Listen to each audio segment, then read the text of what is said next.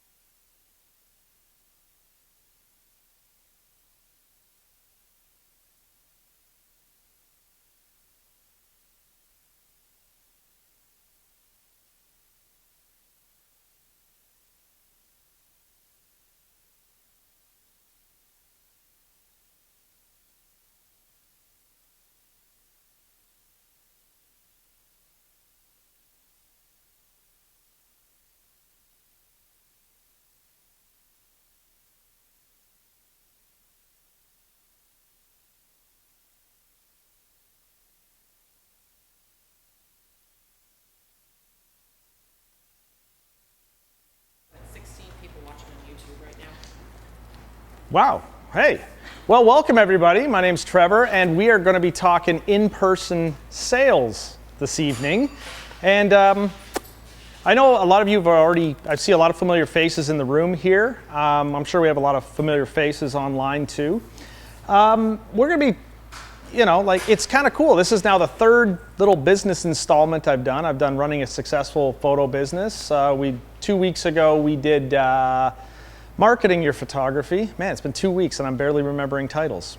And then tonight we're doing in-person sales. So it's kind of like a good little arc in the whole cycle of things, because you got to start your business, then you got to market your business, and then realistically, you have to sell stuff to stay in business. So there is that kind of logical progression that we've got here. So tonight is in-person sales, and I do want to, hype up kind of what I do. These little excerpts are, in essence, little takeaways from my business marketing program that I do one-on-one with other photographers.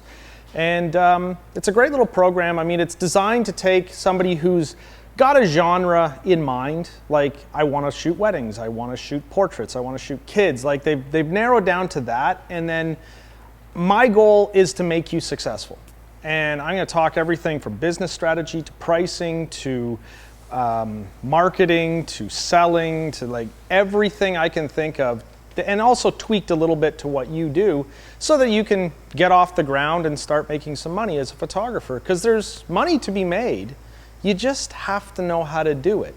A lot of us don't necessarily go to photo school. I mean, how many people in the room, like I'd just love to get a count, like how many people have done photo schooling, like multi-year programs? 1, 2, 3, 4, 5. That was a 6. That was a 5.5 in the back there. That was like maybe. But some of us have, and photo schools. Look, they'll do a great job of teaching you how to be an artist, and what an aperture is, and what a shutter speed is, and all those kind of things. But what they won't necessarily teach you is the real day in and day outs of what it means to be a photographer, and that's kind of what I do, because I am one of those. So I do it one-on-one with people, and it's a lot of fun. So for people out there in YouTube land, I've got Jen. You can't see her, she's over there.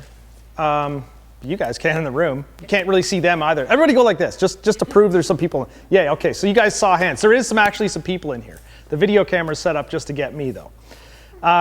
So in YouTube land, please engage in the discussion and chat when it comes to questions that I ask the group who's in the room. Jen will relay those to me. And of course, for you guys, I want to be very blunt in saying there are no dumb questions. I guess there is one, the one you don't ask. Because while I'm standing here, you can take advantage of some of my knowledge. So feel free to ask the question. And if you're too shy to ask it in the group, you can come and seek me out at the break, which we'll do one of, and then afterwards as well. So that's me, and I guess I should point out, I'm a boudoir photographer. I run Provocateur Images, and I've been in business for about 4 years now, and it's been fun.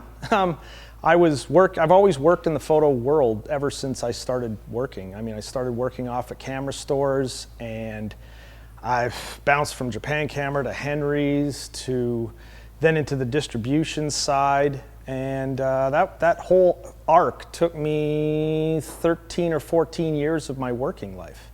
So I've really known nothing else other than the photo world, which I guess I'm really lucky for, because I've always worked in what is my passion, photography. And I didn't know I wanted to be a photographer. You know those aptitude tests you take in high school that says, this is what you might be? I actually got photographer, and you know what I thought? What a stupid job. I don't want to be a photographer. Like literally, I was like, I don't want to be a photographer, because all I could think of is like being a fashion photographer, and it was just like drama and stuff. It's so not that. And no offense to any of the fashion photographers out there, please don't take it that way. I perceived it as something I'd never want to do, but now I couldn't imagine doing anything else. If somebody's like, I had a friend ask me, so if you weren't doing this, what would you do? And I just scratched my head and went, not a clue, unemployed. So that's me. And I also run a training side of the business as well. You can hit my site, phototraining.ca. It'll link to my meetup group, which I do host meetups for, technical stuff on lighting and posing and all that kind of stuff, as well as some skill building stuff, and then also some business stuff as well. So it's going to be a lot of fun. But tonight, Before I get going, I got to thank the people who are hosting us, which is GTA Imaging. And aside from the fact they're just awesome and they're basically where I get all of my finished products done, they also are holding a great little conference on July 19th. I was sure I was going to forget that date. July 19th, it is a weekday. It is at the Sunnybrook Estates. It's $100. You have 5 different speakers to go listen to. Some of the stuff will be very enlightening. And the reason that GTA Imaging is doing this is because I think, and I tend to agree with Andy who runs the show here, and we were having a talk last week. You know, we've done a very poor job as photographers educating our clients on the value of what finished products are. You know, we've kind of come into this rut. When digital cameras kind of became mass consumer items, we all just decided, oh, you know what? Shoot, burn, done. Take your digital images and just go. And I think you are leaving a ton of money on the table, number one. But 2, you're completely devaluing what we do as photographers. We create amazing artwork. I was having a discussion with some friends the other day, and you know, they were talking about going to art galleries and stuff, and like they don't get it, and like art, you know. And I'm like, okay, some of that weird new art, yeah, I get you. But I deal in selling art every day. That's what I sell to people, my art. And art, yes, you can view it on an iPad or your computer screen, but there's nothing quite like having a finished product on the wall or in a book, in some printed format. It's a really magical thing. And this conference is, the whole idea is to develop the business side of things and really get people thinking as photographers about what it is you're doing and are you necessarily doing it right? Because as photographers, we also live in a very insular world where we're our own boss. We may have a few other photographer friends that we talk to, but we don't have this big network. And that's where these kind of conferences, specifically geared to photography and business, the business of photography, really come in very handy. So if you can take a day off, if you have a Monday to Friday 9 to 5, this will be the best you should probably spend all year. So, and $75 until June 16th. Oh, apparently it's $75 until June 16th. I get to go in free because I'm talking, right? Plus, which is doing more than just selling digitals. We're talking about in-person sales tonight. And in-person sales does include digital images. And I'm not saying for any means don't. Like, there's nothing that you'll never hear the words, like, other than just for example, out of my mouth saying, don't sell your digital images. That's not what I'm saying. I'm saying I want you to sell more than just digital images. Because there's really no upgrade path.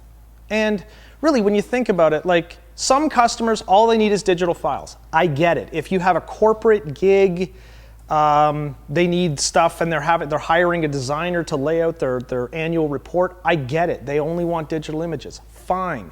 But when we're talking about business to customer or consumer more than anything, like, you know, the families, the newborn parents, boudoir, or whatever it may be, you'll probably want to go past just selling them digital images because there's so much more that you can sell them. I started off very early on selling just digitals, and then I realized there's, like with books and all this, there's way more money to be made. Like, way more. So, this was, well, that was actually me. That's old school me. That picture's almost 10 years old. I had a lot more hair then. And I was thinking very hard. Obviously, you can tell from that picture, right? You know, what I used to do is I'd use those online services where you just upload pictures to a gallery and you'd let your customer pick the ones they want. Now, I'm going to ask you, if you upload a bunch of pictures to a web gallery, what do you think the logical customer behavior is going to be if your package includes 20 images? What are they going to do? They're going to pick 20 images. The likelihood of them picking 21 or 30 or 50 is about that close to zero. I'm going to ask you another question. How many of you shop online like Amazon or whatever, right? Probably a bunch of you, yes. So the last time you bought something, I don't know, like a TV, a camera, or some kind of electronic device, how many of you purchased something other than just the device with that? I'm seeing no hands, and I doubt we're going to hear any chiming in on the chat group either. You don't, because there's nobody there to entice you to buy something else, to give you an idea that you could do this. That's where in-person sales is going to come in.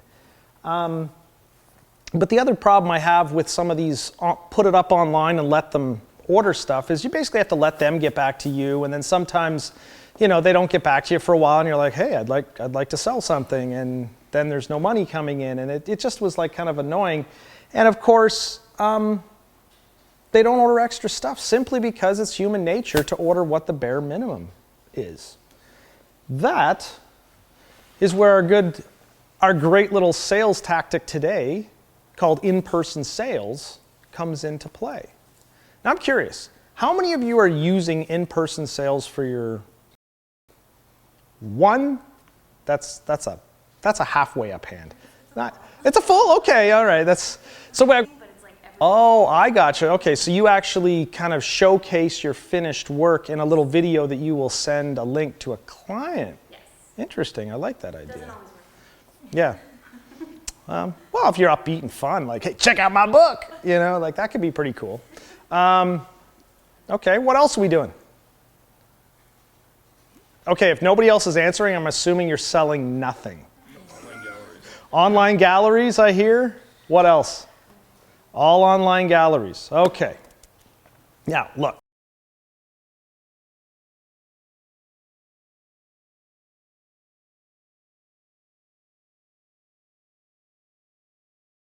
There's a time and a place for everything. Online galleries can work in some respects.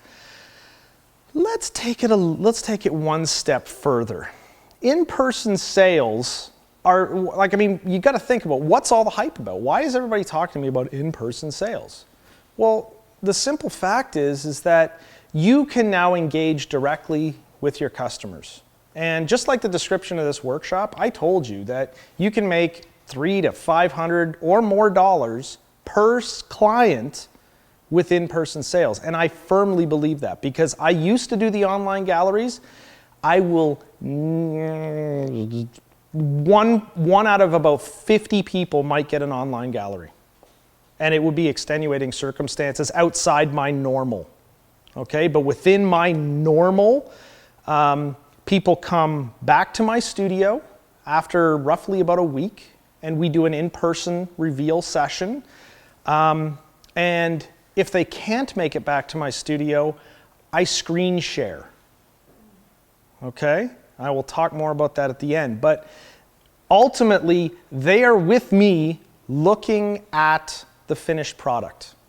And that's key because I mentioned finished product. I'm not talking book necessarily, but I am talking about the images. When they do meet up with me, they are color toned, basic correction, and you got to remember, I'm a boudoir photographer, so I'm dealing with all sorts of people in their underwear or less, and there are bulges and things like that. I do fix those things up. So I do invest a little bit of time, which I'll mention a little bit later and give you my workflow as well. But ultimately, they come in, they're wowed by what they see, and they go, here's my money, take it. I might have to convince them a little bit more than that, but generally speaking, that's where I'm at. So I can take a base package of whatever dollars it is and probably add on another $500 to $600 just by having them there with me. I know it works, and I will prove it to you later. And we're going to get some ideas too. So here's what I think you got to do to have success with in-person sales. I'm not saying these are the only, what do you got? 1, 2, 3, 4 things listed there, but I'm going to say that these are probably the 4 that jump out in my mind. And I'm going to go through all of these in a very specific way. But basically, you got to be prepared to do an in-person reveal. And you got to have the right, I guess, spunk to do it. You gotta have some fun with it. Of course, there's lots of selling. And then the presentation part is what really, I think, pricing and presentation would be the two big things. If you don't have the products to show, you'll never sell them. If you do have them, you will sell them. How do you get around the we just want the CD thing? How do I get around the we just want the CD thing? I don't offer it. Like, I have one package that includes just digital images. Virtually no one takes it. Because when people come in for consultations, that's arguably a sub-point before preparation, which is the consult side of things. I sort of should, I guess, in retrospect, I probably should have worked that in. That should be the actual first step. Set some expectations, show them some of the product. Because if I can figure out what they want, that's part of the sales process. I will talk more about sales as we get on in this presentation, but for right now, consultation's actually a pretty big thing. And when they see a finished book, like they go, ooh, wow, book, ooh, I like that idea. And 1 in 10 people say, I just want the digital images because that's the way they want them delivered. But it's rare. That maybe it's just the type of client I market to. That's just the way I'm set up. So let's get into a little bit of prep work. I think for an in-person reveal, you do have to prepare a little bit more than just your standard online gallery. I mean, your online gallery, of course, you're going to have to retouch the images, but there is, outside of that, you're probably not going to have as much time invested as perhaps an online reveal, especially if you're not selling books. By the way, who is selling books? Just want to see a show of hands. So we got about half the room in here. I presume half of the online chat's probably also going to be selling books. So if you are going to set up, what I do is I will actually pre-design an album for every in-person reveal. Now that sounds like a lot of work, but I will show you how I get around making it a ton of work, because it's really pretty simple. But I do take the time to put together something that is like, wow, there's the finished product. Like, when you're out shooting, most of us hopefully are learning the style of, it's not just all about, one, like head to toe shot, head to toe shot, head to toe shot. Like if you're a wedding photographer, you're gonna shoot the bridegroom with all the people involved, but then there's also the behind the scenes juxtaposition-y editorial stuff that goes into the overall shoot. If you're a baby photographer, it could be like, yes, the baby lying on some blanket or furry thing. I'm not a baby photographer. I'm just trying to think off the top of my head of what a lot of the shots look like. But you might also have parents with the kids' hands and stuff like that. Now, what I've found with in-person sales is I'm selling images that normally would not sell by themselves. Because when I shoot a boudoir session, I'm going to be shooting obviously somebody head to toe. I'm going to be shooting 3/4, half length, tight portraits, but then I'm also shooting stuff like if it's in a bridal boudoir, for example. She's about to give this book to her significant other on the wedding day. Well, you probably want to get a shot of that ring on her hand because guy spent enough money on it, and guys, I've learned, love that shot. Girls also love that shot because, ooh, sparkle, right? So, I will take that shot. Now, by itself, that image never sold because it's just like, meh. But you pair that in a book, one side ring shot, another side like what I call desire pose, which is just like one of those big power poses for boudoir, that sells every time. Like that ring shot just becomes something that ties into the next image. And so you can start selling more images of stuff that you wouldn't normally sell by themselves. Because if people just look at it by itself, they go, okay, it's a detail shot. I don't need that. I want a shot of me smiling, right? Like that logically makes sense, doesn't it? So that's where in-person sales helps me sell more images. Now, so of course I'm gonna have to prepare all these things, but here's basically my workflow to getting a set ready to show a client. I've tried to simplify this diagram as best I can, but like substitute out Capture One for Lightroom or whatever image management software you use to cull your images. But I'm using Capture One now. It's far better than Lightroom. Sorry, Adobe people, make a better product. So Capture One, a little bit of a learning curve. Holy crap, better. Wow, that's all I'm going to say. So if I take a series, most of my clients come in for a 2-hour session. I'm not one of those photographers that just power shoots and just bang, bang, bang, bang, bang, bang. I do mini sessions from time to time, but I find I don't get as big a sale out of it because I don't have as much variety in it. But in a 2-hour session, I get lots of variety, and I will take, depending on the person, between 400 and 600 shots.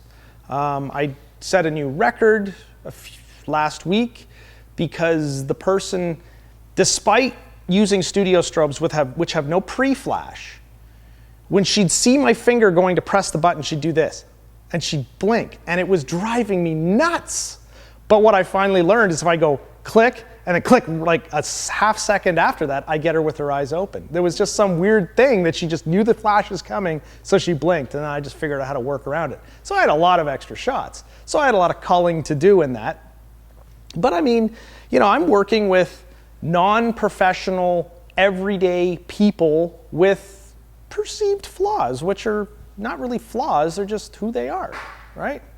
And so there are shots, like I'm gonna have a much lower, call it success rate, than say somebody who works with professional models all day, right?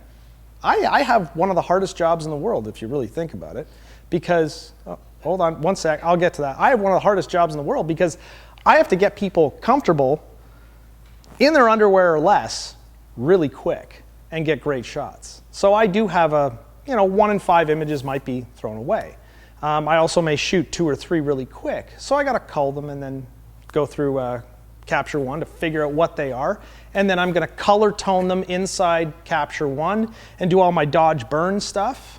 And then I'll talk about what I do, but let's get that question first. I just wanted to know if you used a makeup artist, but somebody answered for you. Oh God, yes. Do I use a makeup artist? Every single shoot. There's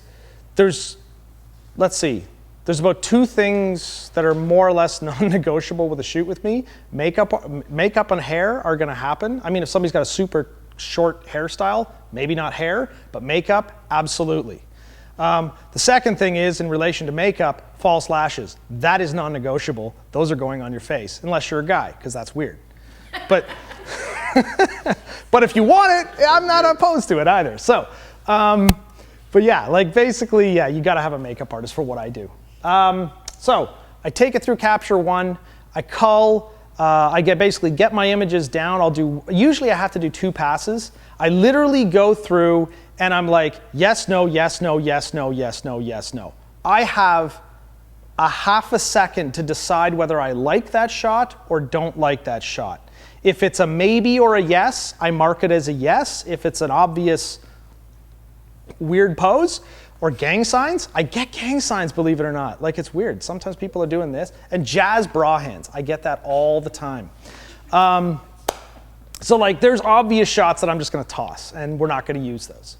So I go through and let's say I take 400 shots. The first pass will usually get me to around 150-ish images. And then I'll go through it a second time and I'll start comparing images side by side. Like, these 2 were almost identical, which is the better one?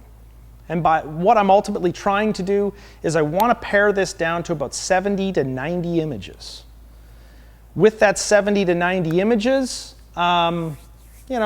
I can take that, I will export these as full resolution JPEGs, and then I will import them into a little program called Smart Albums. Has anybody ever heard of Smart Albums? I'm blanking, somebody yell out Fundy, thank you. That's Album Stomp, never heard of it, but I'm sure it exists. But Fundy and Smart Albums would probably be the 2 big ones out there. They are basically album layout software, and I'm gonna show you an example in just a second of what Smart Albums kind of looks like and feels like. But basically, you export these JPEGs. The problem is Smart Albums cannot understand your RAW files with all your corrections. So you can't just tie in that way, which is a little unfortunate. It'd be great if it could, but I understand because it can't. So I just export these JPEGs. They're 8-bit JPEGs. I don't need 16 or 14-bit JPEGs. We can't print them in books. Like the color depth just is, you're not going to see a difference. And whether they're JPEGs or TIFFs, you're not going to see a difference. So I export these plus. You start exporting just TIFFs, but it's the wave bye-bye to your hard drive space. Like you're gonna be buying RAID arrays like nobody's business, and they're expensive. Just use JPEGs. So basically, I export these JPEGs out, drop them into Smart Albums, and then it just gives me like a little kind of like film strip view down at the bottom of all the pages, and I just start grabbing images and throwing them onto a page. And it is like so juvenilely simple. When I first saw this software, I just went, oh my God, this just saved me 6 weeks of my life per year. Like when you add up all the time I was taking in InDesign to lay out books. That was the only way to do it that I knew of, right? And then this software comes out and I'm like, sold. Just here, $300, take my money, no problem. Like I can go in, I can drop them in, I can customize the layouts if I want to, I can use their layouts. It ties into GTA imaging and other printer supplier type things, so it already knows what, like if you say, I want a Renzo book, and this size, it already knows what the trim and bleed marks are. It is so simple, it is amazing. So from there, once I lay out the book, I'm gonna make one really important note. Am I gonna fit 90 images into a 20-page book? God, no. I get roughly more or less one image per page, if you like really in a grand scheme of things. And it depends on the size of book. The bigger the book gets, I get a few more per page, or per page spread. But I'm gonna be laying out a 70 to 80 page book. So the standard issue is, this looks like close to a 20. There's a 20-page book right there. I'm laying out something more like this beast. This has got to be a 60. That's a thick core too. That might be a 50 thick core, but I'm laying out a massive book like this. Not to say that that's what they're going to buy, but I'm laying out more pages than are included in the package. All of my books start at, or all of my packages but my top package include 20-page books. And then you add pages on top of it if you so desire. But that's what I'm trying to do in Smart Albums. And of course, once I'm in Smart Albums, once I've got the layout all done, I'm looking at all the images and saying, which ones need editing? Because remember, all I've done in Capture One is fix exposure, play with tones, kind of dodge burn. That's all I've done in Capture One.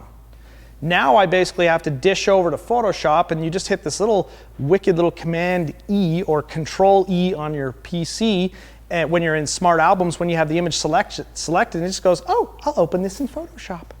And then you do your edit corrections if need be, and away you go. Now, depending on your genre of photography, you may or may not need to do as many edits. I find myself spending, probably 30 to 60 minutes for a lot of the edits I have to do in the book I've laid out. That roughly works out to about a minute, maybe a minute and a half an image, because not every single image is going to need everything. Area, which is not really a problem. It's just like physiology. You twist, you get skin folds. It happens. So I take those things out. If I need to soften up laugh lines or like a little dark spot under the eye, I will fix those things because it takes me 30 seconds to do. If you know how to run an action in Photoshop, you just, like I hit F5 for frequency separation, F6 for my skin smoothie-ish thing. It's like, I call it skin smoothie. It's like, whatever. I got my own names, don't judge me. So that's basically what I do. I spend a minute on an image. Now, this is what I'm talking about with preparation. You're going to have to spend more time prepping for an online reveal because they're there live. I mean, yes, you could say, oh, no, don't worry, I'll fix that. But in all essence, don't do that. And then so once I'm done all that, basically I'm ready to show my client. But that's what I've done. That's the work I put in. So if I add up the time, let's call it 3 hours per job. Question. So your first step with Capture One, how big of a screen do you call them? Is it on your How big of a screen do I use? I don't use TV, that's for sure. But how big a screen do I use? I have a delicious curved monitor that's about that wide. It's awesome. I love this thing. And it's about yay high. So it's like literally having two. So I'm just looking at the images pretty full screen, more or less. And when you get the album done, you got the 70, 80 pages. Mm-hmm. And once you do the edits, you're at the step. Do you show them on that same screen if they're in person? Or did I segue into what you're... You kind of have segued. The question is, do I show them on that same screen? No, because that's the screen I have at home, and they're not coming to my home, they're coming to my studio. I have a 30-inch 27-inch old Apple Cinema display, which works perfectly well for this, but it's a bigger screen, and in a worst case, I'd have my laptop. But the software itself, once you close a few of the palettes, like Smart Albums, because that's ultimately what I'm going to be showing people the images in. I'm showing them in the album software. So we can make changes, which I'm getting to in just a second. One more question. Yeah, so do you only give them the images that are in the book? Do I give them the images that are in the book? Or give the all 90, 100? Oh, no. If they, basically my second package includes 10 digital images and a book. Now, there's going to be way more than 10 digital images in that book. But if they want to buy all the images that are in that book, they may do so. The next two packages up includes everything in the book, not the 90 images. If you want another image outside of what went in the book, you will pay individually for that image. It's always it's the two top end packages. That's one of my differentiators between going with the $800 package and the $1,500 package. You will get all the images that go in your book, and you get a fancier book too and a longer session. So I have this progressive step up as I go through my price list. But yeah, they'll get what goes in the book depending on the package. All right? So that's my workflow. So I'm just going to show you a quick little video, and this better work really well. So this is from a series. Please play. Play. Do I have to press it to play? Come on, do it. Damn it.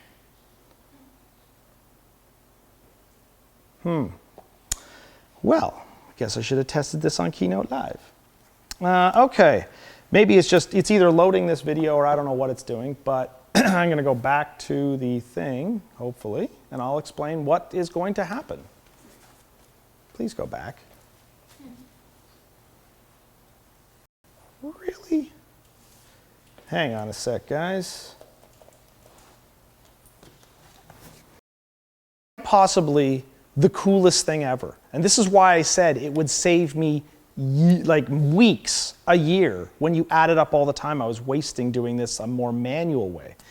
And when I sit down with a client, I open up Smart Albums, and we lay the whole idea behind the reveal when I do an in-person sales session is I not only want people to go, oh wow, but I want them to see it as the book is going to look.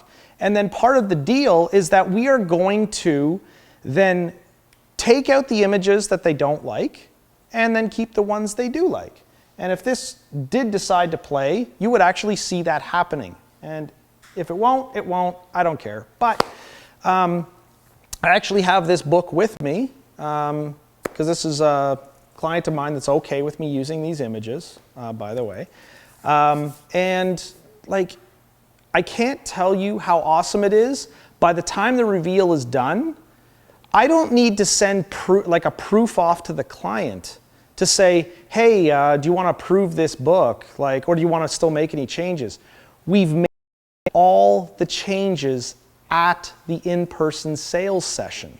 There's nothing left to do. They basically approved it right there on site. I don't have any back and forth. I don't have a cloud